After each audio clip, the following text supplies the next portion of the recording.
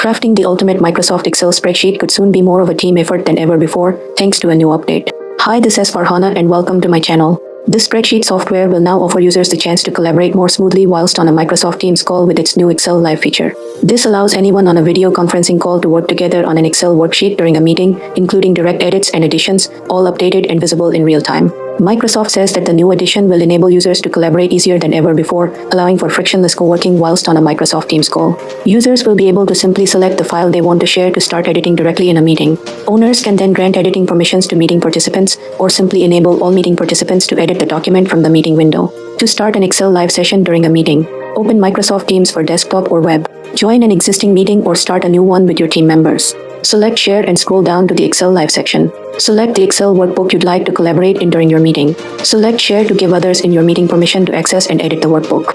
Thank you for watching. Please leave a like if you have learned something new today.